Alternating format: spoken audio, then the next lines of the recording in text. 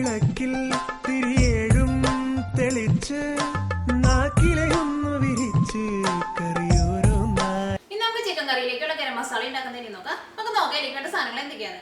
ഞാനിവിടെ 4 table spoon പെരിഞ്ജീരകം എടുത്തിട്ടുണ്ട്. 1 ടേബിൾ സ്പൂൺ ഏലക്കായുടെ സീഡ്സ് എടുത്തിട്ടുണ്ട്. ഞാനിവിടെ ഏലക്കായ മുഴുവനായിട്ടല്ല എടുത്തേക്കുന്നത്, അതിൻ്റെ സീഡ്സാണ് എടുത്തേക്കുന്നത്. പിന്നെ ഒരു 4 തക്കോലം വേണം. ഇതേപോലത്തെ ഒരു 5 പീസ് കറുകപ്പട്ടി എടുത്തിട്ടുണ്ട്. ആ കറുകപ്പട്ടി എടുക്കുമ്പോൾ ഏറ്റവും ആദ്യം ടേസ്റ്റ് നോക്കാം. ചില കറുകപ്പട്ടിക്കൊക്കെ ടേസ്റ്റ് വളരെ കുറവായിരിക്കും. അപ്പോൾ എടുക്കുമ്പോൾ നല്ല ടേസ്റ്റുള്ള കറുകപ്പട്ട നോക്കി എടുക്കുക. പിന്നെ ഒരു 15 കറിയാമ്പൂ എടുത്തിട്ടുണ്ട്. 1 ടേബിൾ സ്പൂൺ കുരുമുളക്.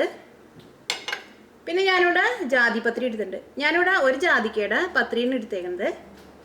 പിന്നെ 1/2 ടേബിൾ സ്പൂൺ ജീരകവും വേണം. ഇതിലേക്ക് നമ്മൾ പെരിഞ്ജീരകവും ചേർക്കുന്നുണ്ട്.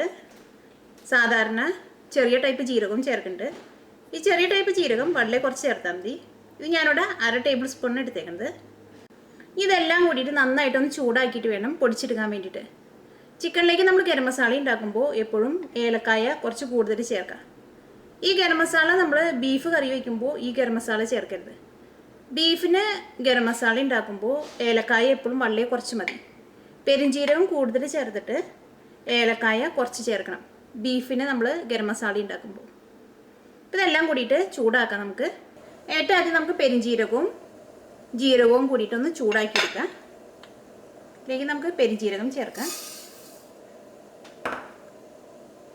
പിന്നെ ജീരകം ചേർക്കാം. ഇത് നമ്മൾ കറിയിലേക്ക് അരച്ച് ചേർക്കണ ജീരകമാണത്. ഇത് രണ്ടും കൂടിയിട്ട് ഏറ്റവും ആദ്യം നന്നായിട്ടൊന്ന് ചൂടാക്കിയിട്ട് മാറ്റി വയ്ക്കാം. ഗരം മസാല നമ്മളിങ്ങനെ ചൂടാക്കി എടുക്കുമ്പോൾ എപ്പോഴും ഇങ്ങനെ ഇളക്കി കൊടുത്തുകൊണ്ടിരിക്കണം, അല്ലെങ്കിൽ ഇത് പെട്ടെന്ന് കരിഞ്ഞു പോകും. അപ്പോൾ ഇത് രണ്ടും നന്നായിട്ട് ചൂടായിട്ടുണ്ട്. ഇനി നമുക്ക് വേറെ പ്ലേറ്റിലേക്ക് മാറ്റാതെ ബാക്കിയുള്ളതും കൂടി ചൂടാക്കി എടുക്കാം. അതിന് വേണ്ടിയിട്ട് ഇതിലേക്ക് നമുക്ക് ഏലക്ക ചേർക്കാം,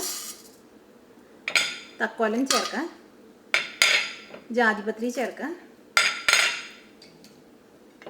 കുരുമുളക് ചേർക്കാം. തീ നന്നായിട്ട് കുറച്ച് വയ്ക്കുക. കറിയാമ്പൂ ചേർക്കാം, കറുകപ്പട്ട ചേർക്കാം. ഇതെല്ലാം കൂടിയിട്ട് നന്നായിട്ടൊന്ന് ചൂടാക്കി എടുക്കുക.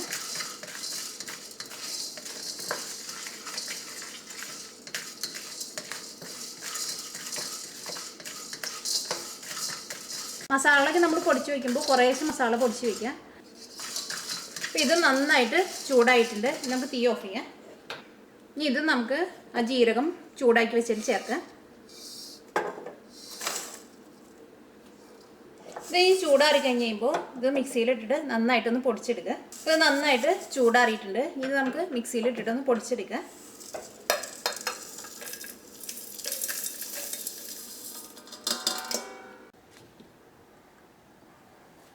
ഇപ്പോൾ നമ്മുടെ ഗരം മസാല പൊടിച്ചെടുത്തത് റെഡി ആയിട്ടുണ്ട്. ഇനി ഇത് നല്ല എയർ ടൈറ്റ് ആയിട്ടുള്ള ഒരു ടിന്നിലാക്കിയിട്ട് അടച്ച് വെക്കണം.